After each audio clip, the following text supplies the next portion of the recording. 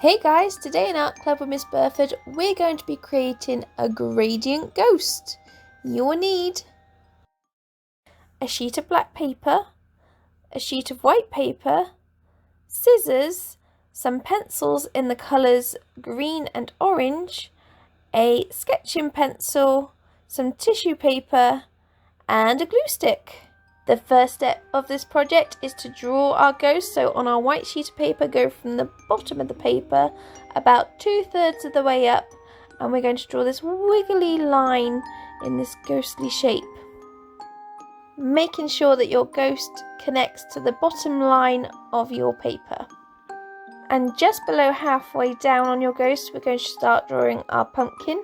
So we're going to draw a sausage kind of ellipsis shape in the middle of your ghost, and then we're going to draw a backward C connecting to the right hand side of that sausage, and then we're going to draw a forward facing C on the left hand side, and another C kind of shape that connects on this left hand side, and then going back to the right hand side, another backward C. Then we need to add a stalk at the top of our pumpkin. So this is going to go at the top and face either the left or right hand direction. It's up to you. It's your pumpkin.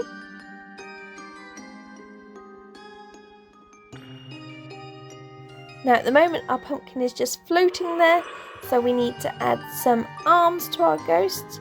So just some simple arms holding both sides of the pumpkin. No need to add hands for this one, just simple C shapes. Now our ghost needs some eyes, so we're going to add some ovals for the eyes, and you can add a mouth as well if you wish. So again, another oval but facing the other direction.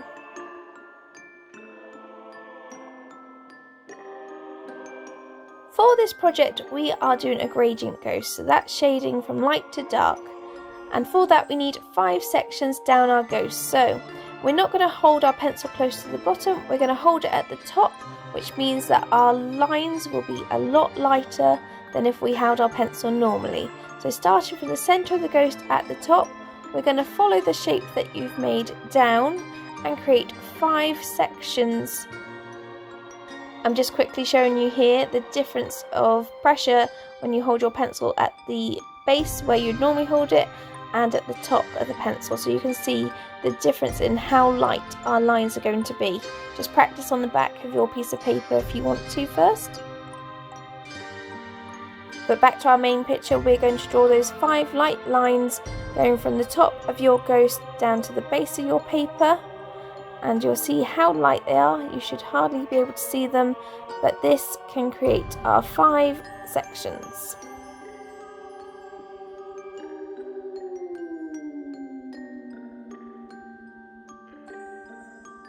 So as you can see, these are nice light lines. So these are just a guide for us to go up to with our shading sections. So depending on which way your ghost is facing will help decide on which side is going to be lighter and which side is going to be darker of your ghost. My ghost is facing towards the light on the left hand side, so he is lighter on there, and then it'll go darker towards the right hand side of my page. So on this very first section, I started my shading really lightly, so again going at the top of that pencil, I'm holding it up there rather than at the base, and I'm just going back and forth all the way down that one side of the ghost. And it doesn't matter if you go outside of the line of the ghost, because we're going to cut around the edge after. On the next section we're going to press ever so slightly harder so that your pencil will come out slightly darker than the last section. Again, we are going to angle our pencil going back and forth all the way down. If you go over the eye holes and the mouth hole of your ghost, it doesn't matter because we're going to colour that in darker anyway. Just try to avoid colouring in your pumpkin if you can. Sorry, I mean shading. You can see the difference in shade as I hold it up closer to the camera, and you can still see the line of where I'm going up to each time, the guide of where each of my sections are, but it's still a very light line.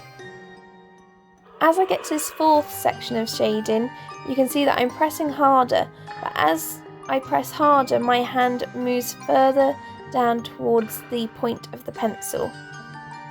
And for this last section, press as hard as you can. Again, notice the position of my hand. It shows how much pressure I'm putting on the pencil.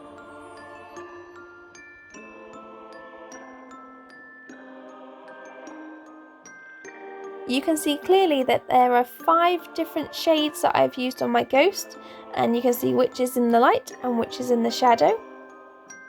I want to try and make the lines a little less harsh, and we'll try and blend them together a bit more. So we're just going to trim the top part of our paper where we haven't got any drawing on, and we're going to roll it up. So roll it so that you've got a thick piece of paper, and it's got a textured bit on the end from where it's not perfectly rolled. So this creates what we call a blending stump. I've done a very basic one here. It's not perfect. They're normally a lot more cylinder shaped and tightly wrapped, but this will do what we need it to do. And using our own homemade blending stump, starting from the light side, just go over your pencil in a circular motion and go over where those harsh lines are, so where we have the sections where we blended up to, and you'll see as I go along it's taking some of the pencil off my picture, but that's where it's blended it in. Go over each section of your different shades and really focus on those areas where you had those outlines to show where to go up to each section. The darker shades are harder to blend, but honestly try doing it anyway because it will make a slight difference. During the process of blending, we've lost the definition of our eyes and our mouth, so go back in with your pencil and really press hard to get that dark shade that you have on the edge of your ghost and fill in your eyes and your mouth.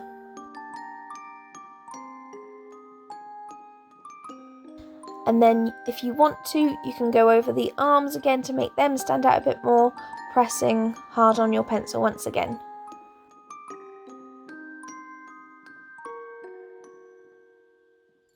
Repeat the process now with your orange pencil. So going from the side that you went lightest on with your ghost, you are going to go lightest on your pumpkin, and then go to the dark side just like you did with your ghost. So you'll have 5 shades of orange, and then any extra sections around the back of your pumpkin, you can do those like a mid-tone. So do those not your lightest and not your darkest colour. Don't forget to add green to your stalk. I did the same process. I did dark on the top of my stalk and then went lighter, but if you want to, you can just do it a solid colour of green. Cut your ghost out and then we will have got rid of all those messy edges. At this point, if you've run out of time, just stick your ghost onto your black sheet of paper. If you have more time, you can add tissue paper strips all across the black piece of paper to fill your background in. Just rip strips of tissue paper in different shades and layer them up so you can create funky patterns, and it will add a contrast to your black and white ghost. When you are happy that you have filled up your background with the tissue paper that you want, just lay your ghost in front and check that you're happy with how it's going to look, and then place them down properly with Pritt stick, so this will hold them in place properly. Flip your piece of paper over, and then we can neaten up these edges by getting our scissors and trimming up to the edge of the black paper, cutting any excess tissue paper off.